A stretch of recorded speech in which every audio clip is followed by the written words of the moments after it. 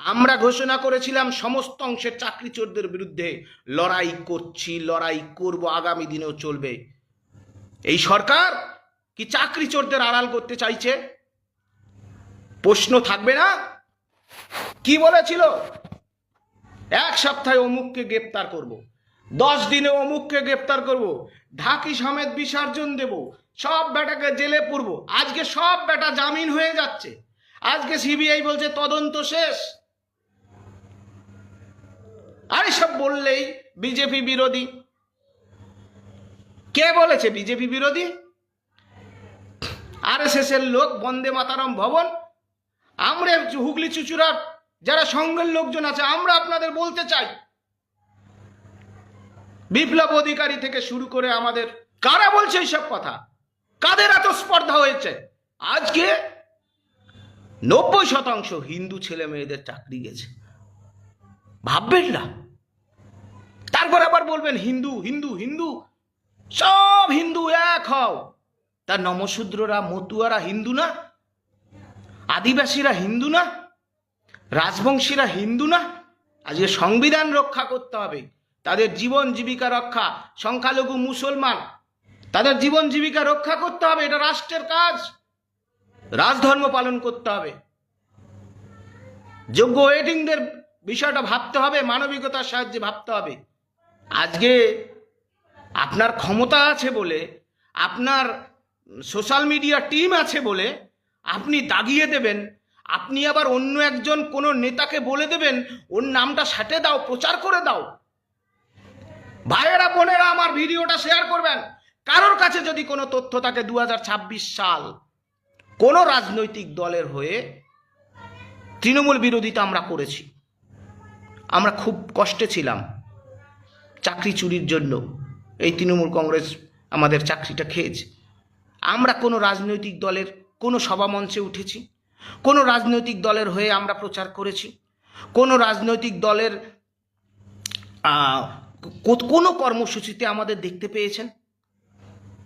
কোন সে নেতা, কোন সে নেতার চক্রান্তে এইসব প্রচার করা হয়েছিল? আপনাদের তো বিজেপির কেন্দ্রীয় পার্টি, আপনাদের এসবি আছে, আইবি আছে, বিজেপির আইটি সেল আছে, বিজেপির সোশ্যাল মিডিয়ার টিম আছে, বিজেপির ইন্টারনাল আপনার সার্ভেলেন্স আছে। আপনারা প্রকৃত তথ্য জানেন না। আমরা বেশি আর বলতে চাই না। বিচার ব্যবস্থাকে ব্যবহার করে যেভাবে কলঙ্কিত রায় এসেছে রাজনৈতিক স্বার্থে, সেটা আমরা কোনোদিনই ভুলব না। সুতরাং বিজেপির প্রতি আমাদের অনেক আবেদন নিবেদন থাকবে, আবেদন নিবেদন থাকবে। আর চাকরিহারাদের কাছে আমি বারবার করে বলতে চাই, আমরা নিশ্চিতভাবে দেখব এই সরকারের ভূমিকা কি, ভূমিকা দেখব, অপেক্ষা করব। দেন আমরা এই সমাজের সব অংশকে নিয়ে রাজপথে বেরোবো সংগঠিতভাবে। আমরা দরবার করছি, আমরা ছোট মানুষ, আমাদের এত অর্থবল নেই, ক্ষমতা নেই।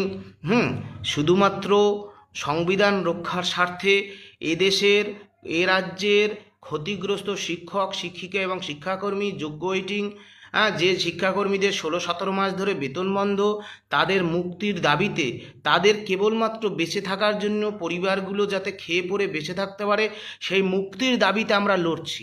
আমাদেরকে বাঁচিয়ে রাখুন, আমাদেরকে একটু বাঁচতে দিন। এই রাষ্ট্রের ভয়, সেটা এভাবে ভয়ে ভীত সন্ত্রস্ত হয়ে কোনো বাঙালি থাকবে, সেটা হতে দেবেন না।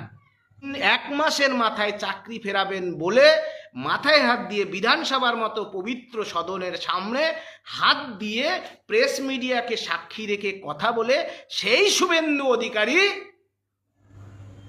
তিনি 3 মাসের মাথায় লালবাজারের ভাত খাইয়েছেন বিনা দোষে।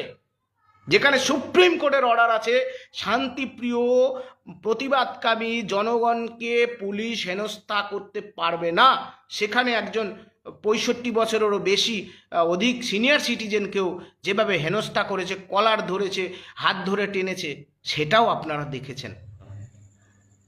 আমরা তোমার শান্তিপ্রিয় শান্ত ছেলে, তবু শত্রু এলে অস্ত্র হাতে ধরতে জানি। তোমার ভয় নেই মা, প্রতিবাদ করতে জানি। গানটা গাইবেন, সবাই নিজের মতো করে লড়ুন।